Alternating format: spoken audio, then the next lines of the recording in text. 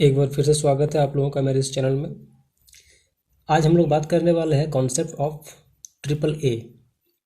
Triple A का जो concept है ये हर वो कॉम्पिटिटिव एग्ज़ाम के लिए काफ़ी ज़्यादा इंपॉर्टेंट होता है, क्योंकि इसी से बहुत सारे कॉमन एरर जो क्वेश्चंस होते हैं वो इसी से बेस्ड होते हैं। आइए हम लोग जानते हैं कॉन्सेप्ट ऑफ ट्रिपल ए में क्या क्या आता है। जैसा कि आप देख पा रहे होंगे, कॉन्सेप्ट ऑफ ट्रिपल ए में adjective, adverb and abstract noun आता है। ये तीनों बहुत ही इंपॉर्टेंट होता है समझने के लिए कि सेंटेंस में किस तरह से इसका प्रयोग होता है, उस जगह पे क्या होना चाहिए, नहीं होना चाहिए। आइए हम लोग इसको सबसे पहले हम जान लेते हैं कि एडजेक्टिव किसको बोलते हैं। एडजेक्टिव होता है डिस्क्राइब अबाउट द नाउन और प्रोनाउन, एंड एडवर्ब जो होता है वो डिस्क्राइब अबाउट वर्ब और समथिंग अबाउट एडजेक्टिव्स। कभी कभी एडजेक्टिव्स के बारे में भी ये डिस्क्राइब करता है, और मोस्ट ऑफ द केस क्या होता है कि वर्ब के बारे में ही ये डिस्क्राइब करता है। एंड एब्स्ट्रैक्ट नाउन आपको पता है, it is the noun which can't seen, it is feel. Okay, ये एक नाउन है जिसको हम लोग देख नहीं सकते हैं, बट इसको हम लोग फील कर सकते हैं। तो आप देख पा रहे होंगे जैसे कि देखिए काइंड, काइंड जो है वो एक एडजेक्टिव है, इसका काइंडली बनता है और ये एब्स्ट्रैक्ट नाउन में काइंडनेस बन जाता है। उस प्रकार से हैप्पी से हैप्पीली होता है और हैप्पीनेस बन जाता है। ऑनेस्ट का ऑनेस्टली होता है और ऑनेस्टी बन जाता है। So honesty is the abstract noun, honestly is the adverb and honest is a adjective. Okay, confident, confidently and confidence, there are difference. Okay, इसको हम लोग को बहुत ही बारीकी से समझना पड़ता है, क्योंकि ये बारीकी से ही कॉमन एरर आता है।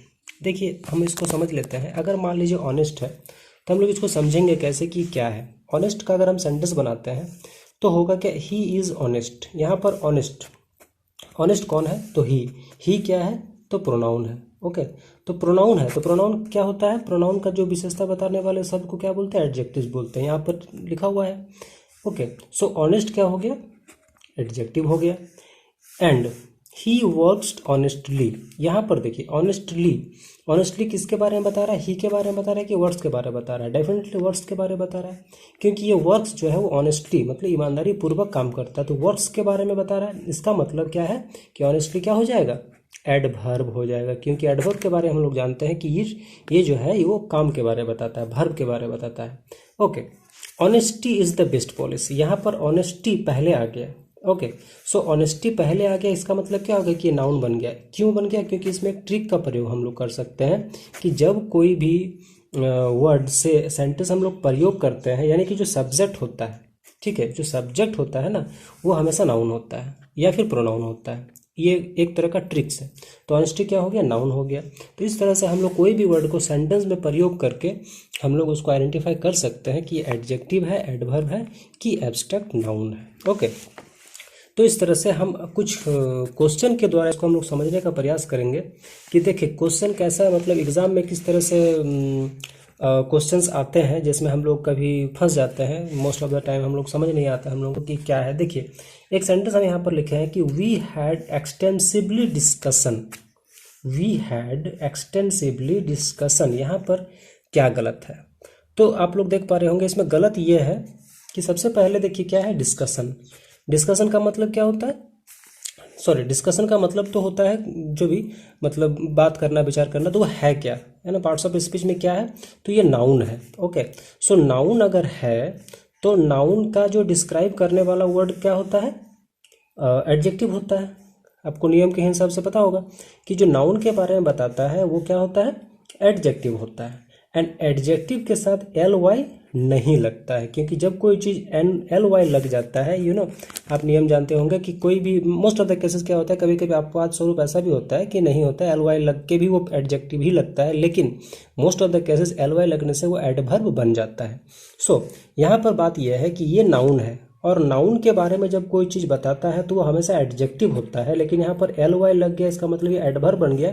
So this word is wrong, इसके जगह पर होना चाहिए एक्सटेंसिव, क्योंकि extensive is a adjective and extensively हो गया एडवर्ब, लेकिन यहाँ पर डिस्कशन है और ये नाउन है, इसलिए यहाँ पर एक्सटेंसिव होना चाहिए। तो इस तरह से एरर रहता है। ओके, अब हम लोग देखते हैं Ram's confident level is high. यहाँ पर राम्स के साथ एस लगा, मतलब ये पोसेशन है, तो राम का अकॉर्डिंग टू हिंदी के हिसाब से अगर हम बात करें तो ये पोसेशन क्या है, राम का। तो राम का क्या है, कॉन्फिडेंट। कॉन्फिडेंट जो होता है ना, ये जब देखिए जब कोई नाउन के बारे में बता रहा है कि उसका है मतलब क्या, कुछ होगा, तो कुछ होगा तो मतलब क्या, वो आइदर नाउन होगा।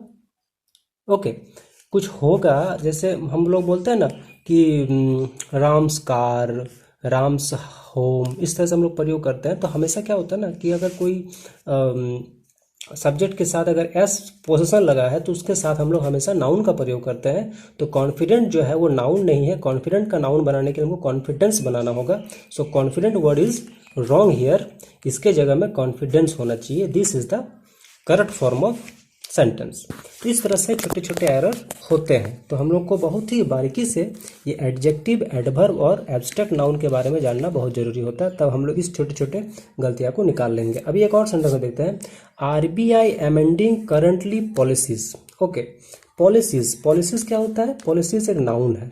क्यों नाउन है, क्योंकि किसी का भी अगर प्लूरल बनता है तो वो नाउन होता है मोस्ट ऑफ द केसेस, ठीक है।